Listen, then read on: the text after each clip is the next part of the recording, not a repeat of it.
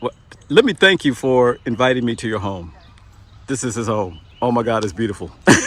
I'm talking to Lee, and I met Lee, I think it was right before or during the pandemic at a supercharger down in where we were, Fredericksburg, Virginia. Really? Yeah. Okay. Remember that they had we had a little we had a meet up yeah. with Rico, and it was me, you, Rico, Emily was there, Some of the old heads. and Casey was there. That's the only. Casey, wow. Yeah, Casey was there. Yeah. Now I got to run video to show people what I'm talking about on my YouTube channel. But anyway, we are here interviewing him with the Polestar 3. Now, behind this Polestar 3, he has 3 other EVs, and we're going to get to one more before I leave. But let's talk about this Polestar 3. Now, the one reason why I wanted to talk to you, because you did a very candid review of your car. Yeah. And you did some good things, and then you wrote some bad things. And I appreciate that people who just don't pull any punches. Yeah, and it was kind of the 1 week, just excitement. There was a lot of excitement about the car. Mm-hmm. And there was a lot of changes, because coming from Tesla to any other EV, Mm-hmm. I think is a change. And coming from Tesla I've had Tesla since 2015. Going into different vehicles is always an adjustment. Right. I think a lot of the things that I had talked about previously still hold up. Mm-hmm. Specifically, the build quality on this car, beyond reproach. This car feels luxurious. This car is beautiful. And so you can't say that specifically about any other Tesla to me, except for the Model S. Model S is a pretty car from the exterior. It's crappy on the inside, but Wait a minute. That's my Model S right there. Yes.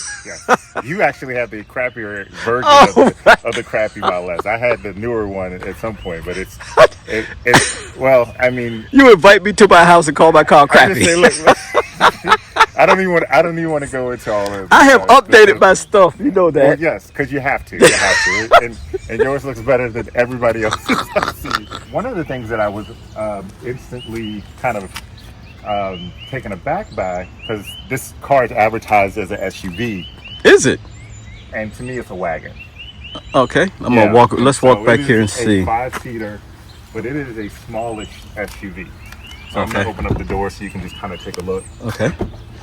Wow, this is. I remember my first Polestar, and the yellow accented seat belts, and you have the yellow Brembo calipers. I see. Yeah, so which this I is was the launch showing. edition, so it has all of the Polestar Yep.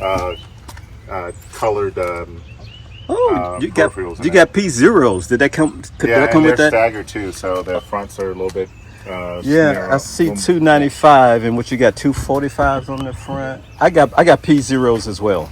Yeah, this is what the launch edition came with. Wow. And so this is a 2025 launch edition. Uh-huh. The newer ones have a faster computer. Mine's supposed to get upgraded for free. Okay.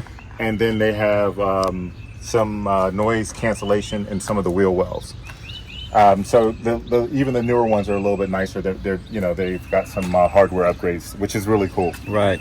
So again, that's why I said smallish. This is not what I would consider a massive, and I'll pull this out. This is not what I would consider a massive front. Right. How much did this cost, by the way? This one, well, here you go. Yeah, I saw the sheet, and so So this one is 90, almost 93. 93,000. I'm gonna put this on the ground so people can see this. So you get you got a lot of stuff here for 92,000. You got the roof, It's fully loaded. sunblock, shades. Yeah. What's palette 00, and then you got 22-inch. So Pilot Yes. is their lane keep, lane assist stuff. Oh, okay. I think Plus is a comfort package, and then it's the upgraded comfort package, and then you have Performance, which gives a little bit faster speed, a little bit bigger tires, definitely better rims. So is this $90,000 worth it? I guess it is to you, because So- you liked it, but some things you so- found that you didn't like. Good question, right? Yeah. I got this on a lease, Oh, and okay. so I got this on, and this was a getaway from Tesla lease. So Wait a minute, hold on. You got 2 Teslas back there. I do. Okay, I don't drive my Tesla, so this is purely a protest vehicle. It is. It is absolutely a prototype cracking me vehicle. up. That is. It is purely a prototype I hear you. We're gonna talk about that on another on a but I'm later just edition. saying, But I hear you. I hear you. But whether you sell your car, trade it in or not, this being a $90,000 vehicle, I got. I don't know how it all breaks down, but I pay $853 or $854 a month. So you ask, is it worth it? Right? Yeah. I don't know, honestly. If I have the option between, and actually I looked at the Volvo EX90, and that's another vehicle you probably should take a look at. It's actually based on this. Yeah, of course. Yeah, because they both made but from. it is a third row. Right. They're exactly at the same price point. Yeah. So that's what, go ahead. I'm sorry. oh no, go ahead. No, so I know I've interviewed. Actually, I was at the dealership in up in Annapolis, and I was kind of ignorant to the fact that Polestar and Volvo are basically in the same bed together. I did not know that. Yeah, So you're exactly So correct. if you actually go into the EX90, Okay.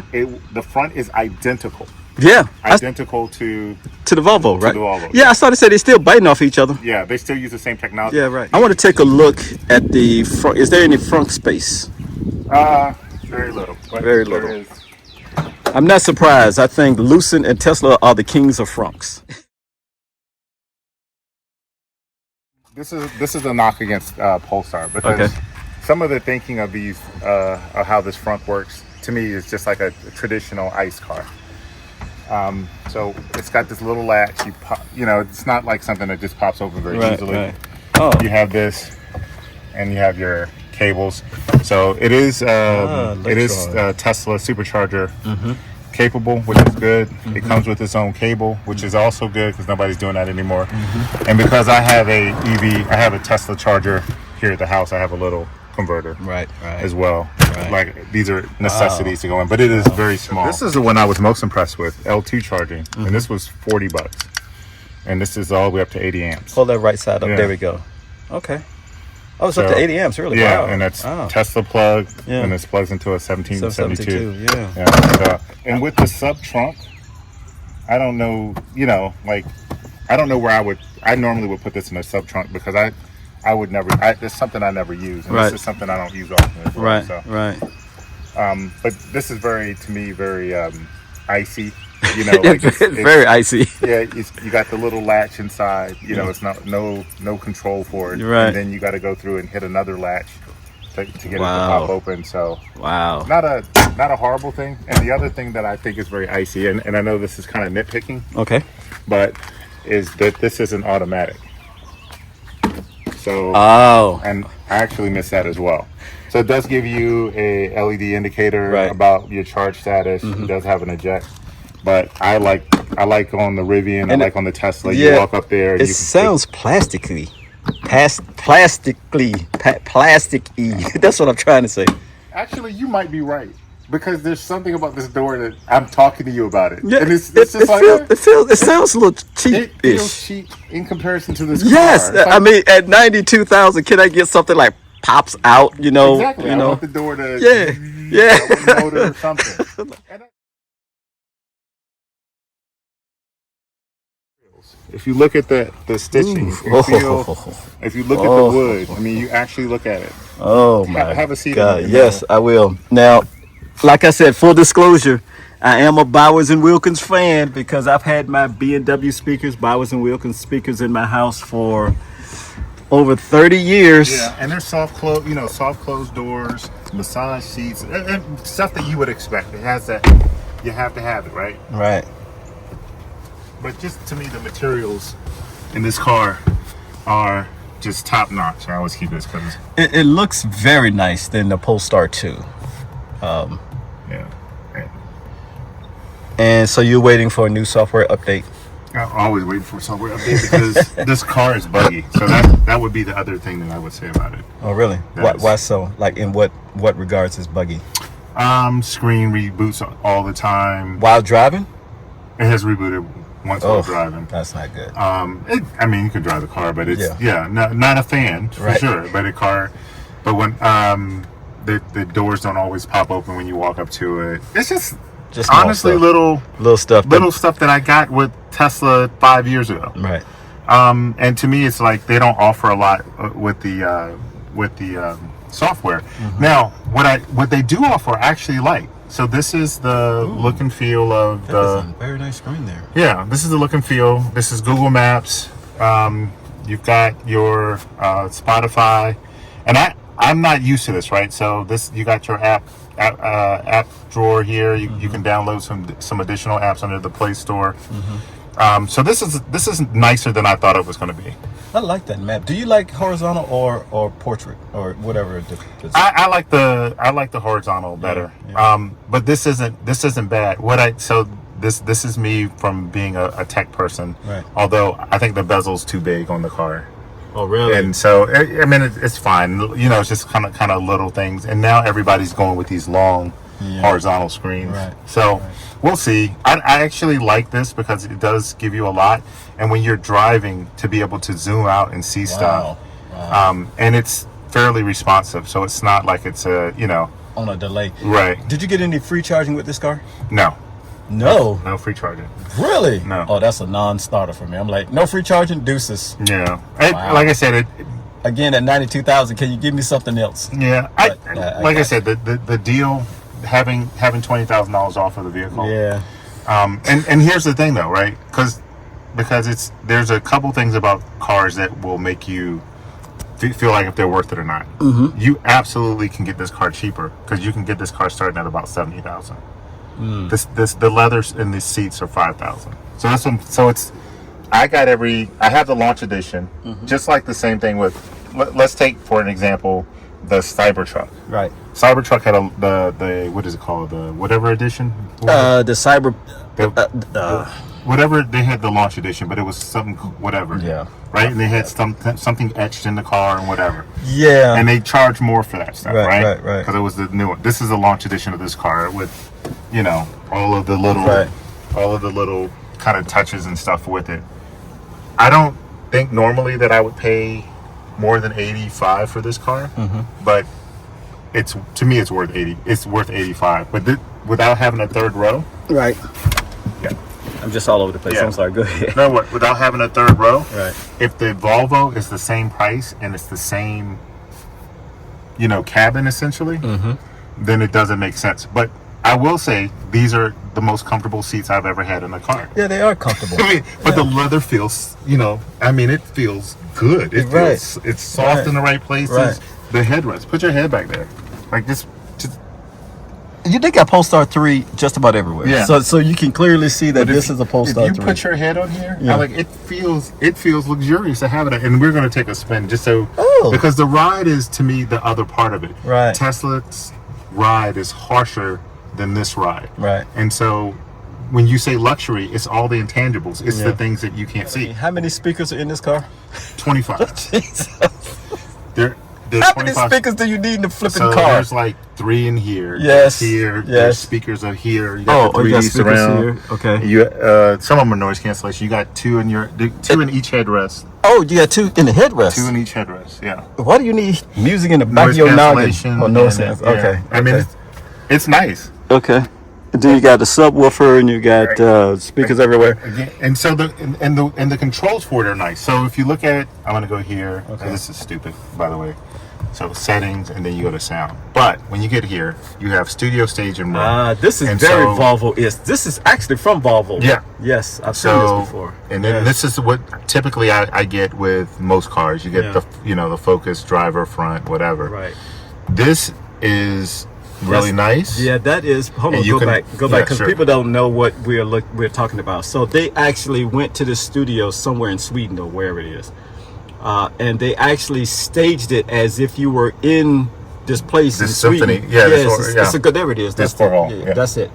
So they mimicked the sound to have that replication here in this car. What I hate buttons. I love one of the things when I get back into an ICE car, and I think this is, for people that drive EVs specifically, and you drive them long enough, you get used to having everything in one place. I don't want to look for stuff here. I don't want to like you got a heater knob here, you got this one here, you got and your hands are all over the place, and people act like you can read with your fingers. Like I'm not, this isn't Braille or anything like that.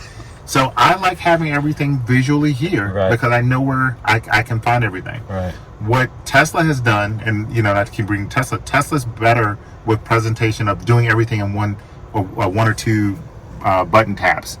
This stuff is essentially two systems. There is a Polestar menu system, and then there's a Google, because this is all Google. Right. There's a Google menu system. Right. And so if I wanted to complain a little bit about the Google menu system, there's some stuff that doesn't make sense. But all in all, I have to be serious.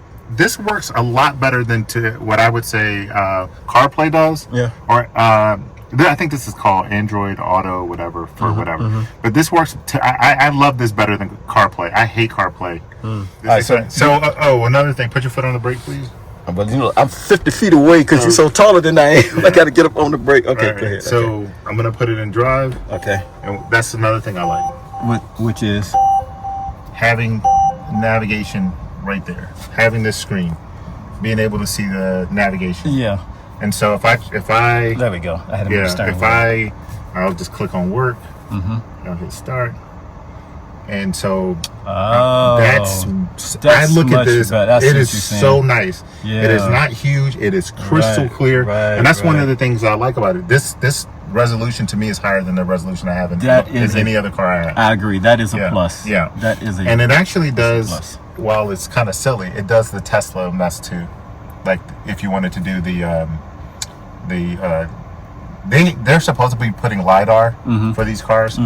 So I assume that this will get updated, but it does show the vehiccas on the road and stuff like that. So they're picking up that car. I find it has no use, but it doesn't have use in a Tesla either. Right. And that's one of the things that bothers me about the Model X. You know, it has the screen in the middle. The newer ones, you can't put the navigation centered, focused. Right. You have to do that. So this one allows you to just toggle through the screens, which is nice. You don't have to. You can toggle through nothing. Right. I mean, you can toggle through nothing. Right. You can toggle through your nav, and you can go into the top. You saw the car just go by the Tesla screen. Right. And then on the top one is voice command, so it's Google Assistant. You see, you have the option for 3D. You got a rear camera, and you also have a front camera. Wow. So it is nice. I will say that the 3D camera stitching can be better, but it does all the right points that I want to be at. So